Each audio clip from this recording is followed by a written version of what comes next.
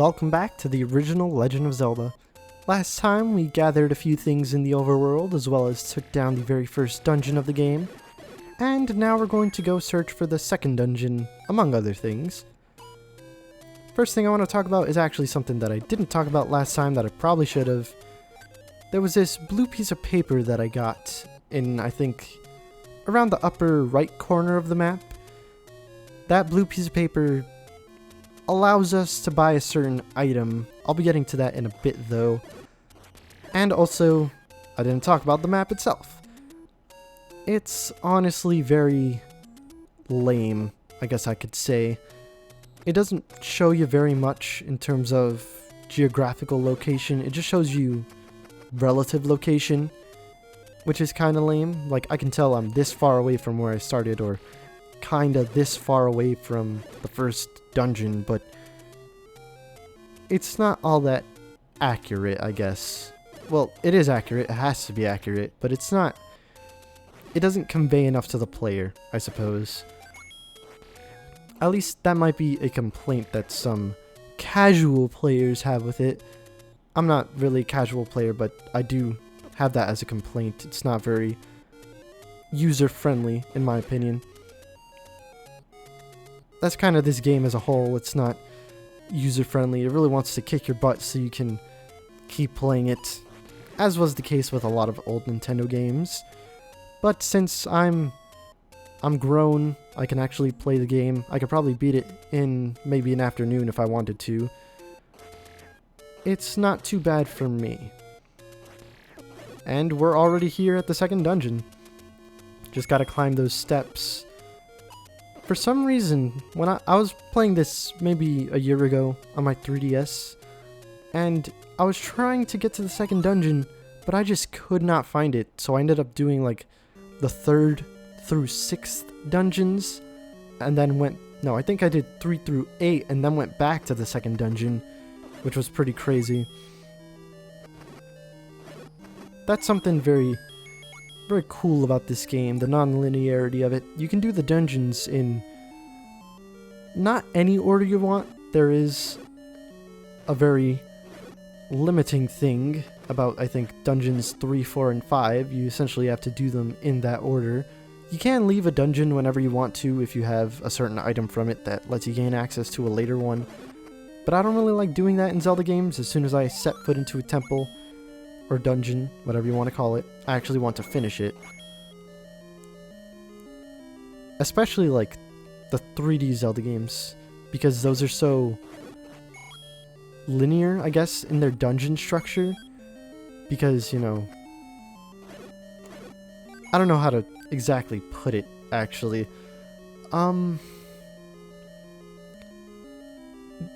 Something like the fact that you need all of the keys in a dungeon to access all of the rooms, I guess, would be an example of what I'm trying to convey.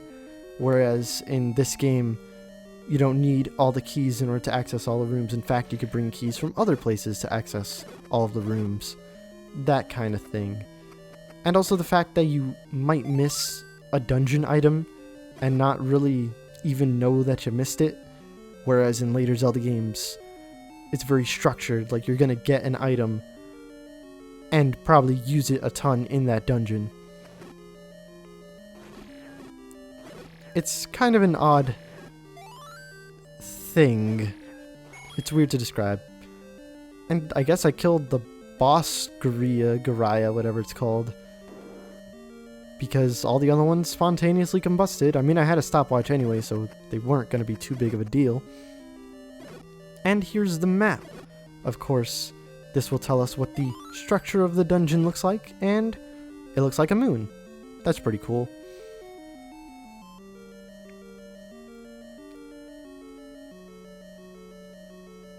I think this dungeon actually... No, it was the previous dungeon. Yeah, the previous dungeon had 2 items in it. There was the boomerang, of course, which we got for killing a bunch of Gariahs, which I think is not necessary to beat the game. And then there's the bow that we got in the last dungeon, which actually is required to beat the game. It is very fascinating to see what is and isn't required for this game, because it's just like I didn't actually need to pick this up, you know? And you might not have noticed, I think there were bombs that spawned once I killed that last Goriah, but... Oh no, it was the magic boomerang. The magic boomerang essentially just has more range than the regular boomerang, and now all the Goriahs are going to have magic boomerangs for some reason. I guess because the limited color palette kind of thing going on. I kind of forgot what I was talking about just previously now. That is going to mess me up for like the rest of this video. The boomerang can pick up items, which is pretty cool. You might have seen me do it with a heart piece, as I recall, in not a heart piece, a heart, just a heart that dropped from Azora. I used the boomerang to pick it up. Oh, the bow and arrow. That's right. The second item that we got in the first dungeon that wasn't actually necessary to clear it. And then I continued talking about minimalist runs of this game. Yes. The bow and arrow and the sword, as I recall, are the only required items in this game, I think. Maybe the bombs for certain special rooms or something like that. But you need the sword and you need the arrows to beat the final boss. You can't do like a pure swordless run in this game, which is kind of lame. It'd be really cool to go through the entirety of a Zelda game without using your sword, which is like a main weapon. Kind of like that whole get through Super Mario 64 without pressing the A button a certain amount of times or something like that. No, that's not what it is actually called. Just like try to get through with the least amount of A button presses is what I'm trying to say. Something that I like to do to the old men in this game, I like to stab them. Out of context, it sounds kind of weird, but hear me out. When you actually do stab them, the fires that are beside them will actually shoot fireballs at you, which I just think is funny. Here it is, the Dodongo, and Dodongos dislike smoke according to the previous old man. All you gotta do is toss a couple bombs in their mouth and you kill them. That's not the only way to do it. If you set a bomb near them and they don't eat it, it just explodes at them, they'll stop for a brief moment, at which point you can actually stab them, and that will do damage to them. So two ways of going about it. I think the bombs do the same amount of damage as the white sword, as it's called in this game, not level 2 sword. So either way you go about it, it's going to take 2 hits, at least if you actually have the white sword at this point. If you're stuck with the wooden sword, it might take 4 hits with the previously mentioned method. And I just like having all my stuff be blue. Like my sword is blue, my boomerang is blue, my outfit is blue, I guess. More like periwinkle, I suppose, but it's blue. It's a shade of blue, I think. Yeah. And these moblins are blue. Again, stopwatch on the last enemy. Whatever. Let's start heading to Dungeon 3. I think I'm actually going to put that paper that I got from an old man to use. He said show it to the old lady. And we haven't really seen any old ladies in this game. We've only seen old men. But we will see an old lady eventually. Hopefully. So that I can actually talk about what the piece of paper does. I can talk about something else a bit important though. The potion that we got from we didn't get the potion. The potion that we could have gotten from an old man that was offering either a heart container or a potion. The red potion is actually pretty potent. Not to retract my previous statement, I still stand by the fact that you should take the heart containers every time. But the red potion actually has 2 uses. So if you use it once, you'll refill your hearts, it'll turn into blue potion, and then you use it again, and it's actually gone. You can't use it anymore, but again, it refills your hearts, so it's like having 2 full heals in your pocket. At least I'm pretty sure they're full heals, I don't think they aren't. I'm actually looking for arrows. When you get the bow in this game, they don't come equipped with arrows, you actually need to buy them, which is kind of lame, and they're kind of expensive. I think the one that I saw before was like 80 rupees.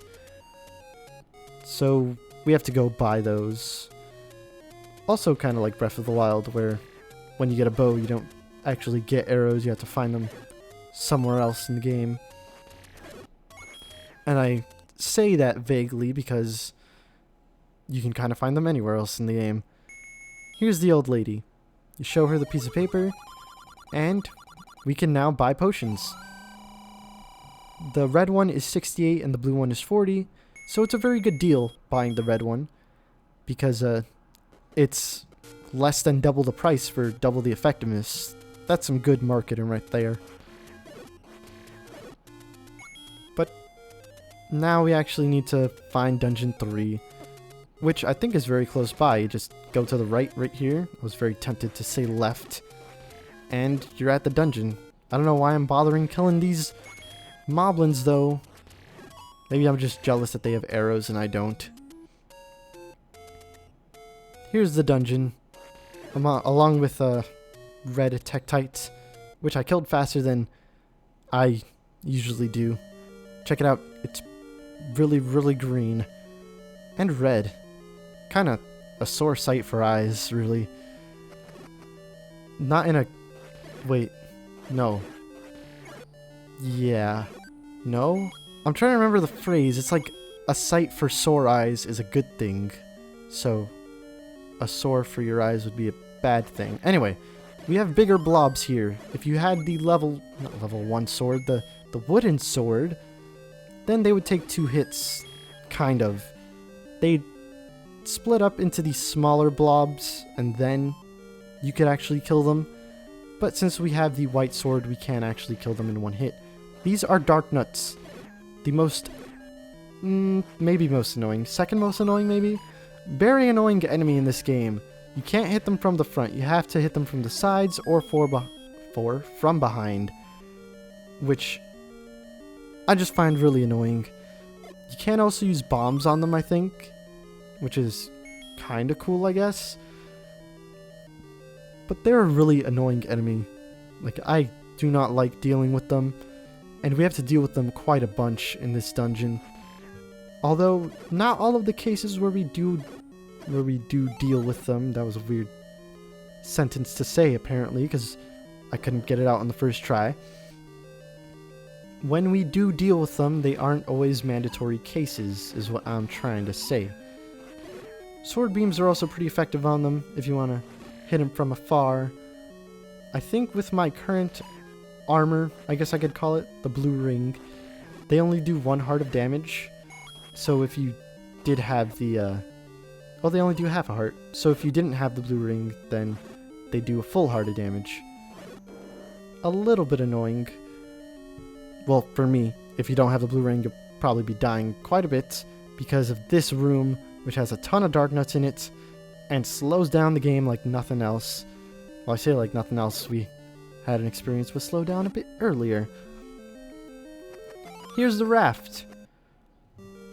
It's a traversal item. You stand on certain platforms and the raft will take you away. You might have noticed that the rope, I guess, holding the raft together is white. Certain items in the game change color depending on Link's color because NES has a limited palette, so they kind of had to work with what they had. The boomerang was one of them. I think like the quote-unquote shine on the original boomerang was green, and once you get the white tunic, I keep like swinging back and forth between blue and white.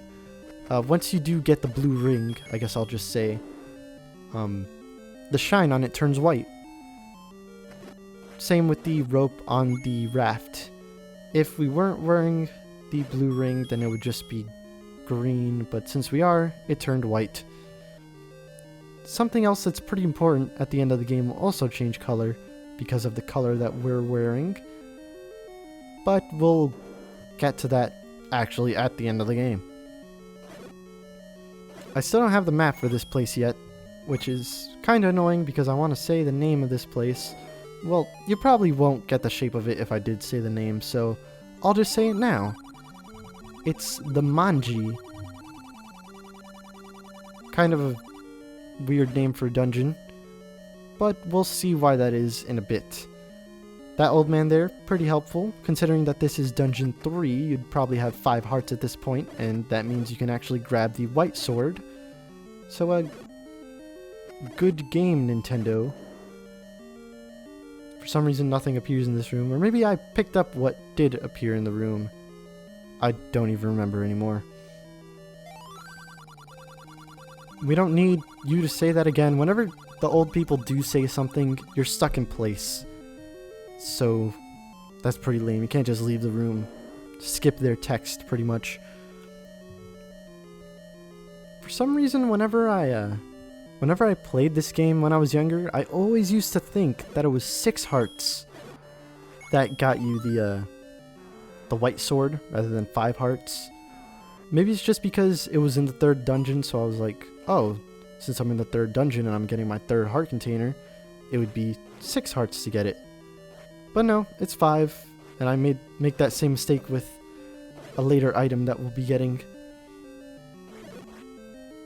And oddly, that mistake gets me a certain item in a later game that I really shouldn't talk about. Something kind of cool about the dungeons, whenever you're near a boss, like one room away, whether it be, you know, in a cardinal direction or a diagonal one, you'll hear some roaring, kind of telling you where the boss is. Actually, it probably wasn't a diagonal. I think it's just if it's up, down, left, or right to that room. Here's the boss of level 3, the Manji. It's Manhandla. The way to kill this guy, at least the way I like to kill this guy, is to try and land a bomb in his center. But I kind of screwed up with that and took a lot of damage. If you do land a bomb in his center, you basically blow up all 4 heads and straight up kill him. But I kind of screwed up, so I had to take a couple stabs at the other heads in order to try and take him down. They only take 1 hit from the white sword in order to destroy. But after, you know, killing a head, the boss gets faster. Once 3 heads are gone, it's very, very sporadic, and it's not very easy to get that last hit in. Now that we finished the 3rd dungeon, let's do some exploring of this world. I want to get some extra stuff. I have a 2nd row of hearts now. I'm feeling pretty dang confident. I also need to actually grab some dang arrows because I have a very useless bow right now.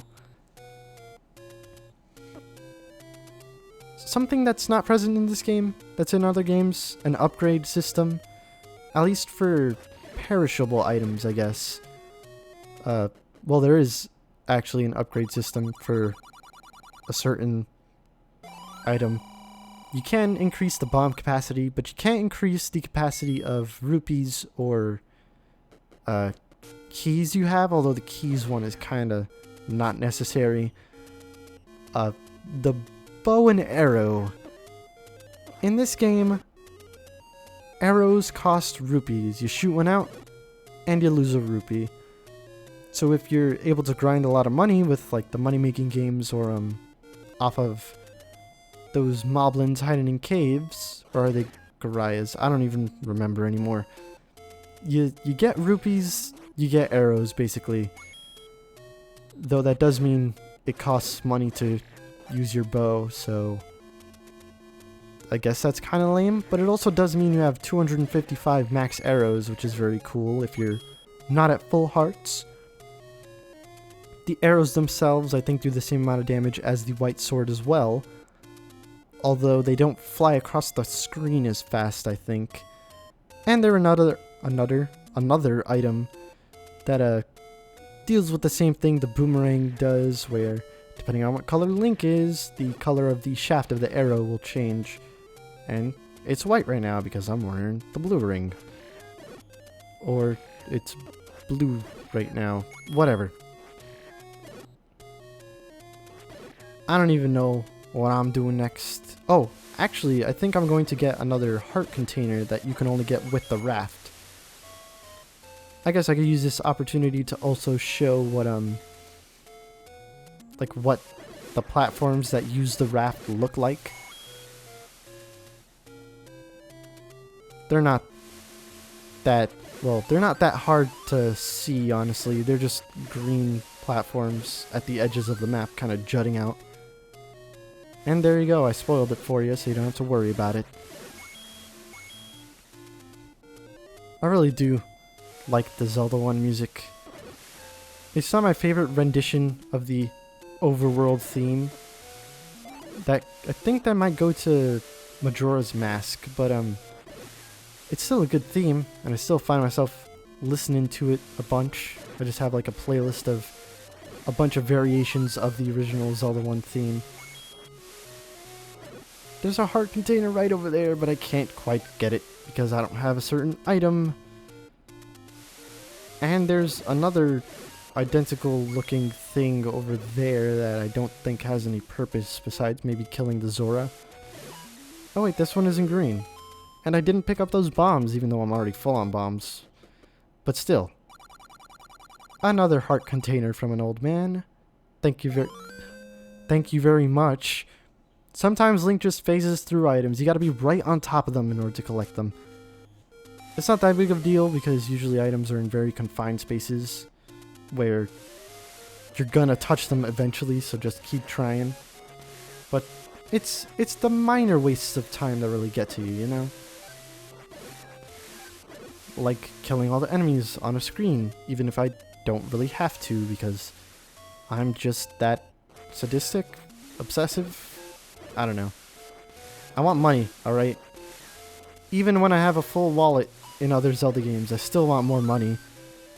I just don't like seeing it on screen. It makes me want to collect it. Which is kind of weird because, as I might have said before, I'm not as big a fan of collectathons as I am. Well, this isn't exactly a platform, and most collectathons are platformers as I remember, so that statement is null. This is the desert of Hyrule. Just has a different floor texture, really. Not much different about it. Except that the levers will come out of the ground a lot, although that did also happen on the beach. Basically, if you're in a sandy area, then levers are going to come out of the ground and try to attack you. But they do drop good rupees, so that's pretty cool. Those enemies were pea-hats. They fly through the air while the propeller is spinning, kind of to denote that they're invincible. Once the propeller does stop spinning though, that means they're on the ground, and you could give them a couple stabs in order to kill them. Very different from the pea-hat in Ocarina of Time, which was the giant pineapple thing with the helicopter on top. Although you can kind of see the resemblance. And speaking of resemblances, the Zoras look nothing like they did in Ocarina of Time. Like in Ocarina of Time, there were these sleek, elegant looking fish people, but now they're weird, big lipped and blue. I don't know what was going on there. I want to kill this pea-hat before I end this video off. We're not going to go into the 4th dungeon here. So once I actually kill the dang pea-hat, we can sign off. Can you stop flying? Thank you. Okay. Next time on the original Legend of Zelda, we're going to be heading into Dungeon 4.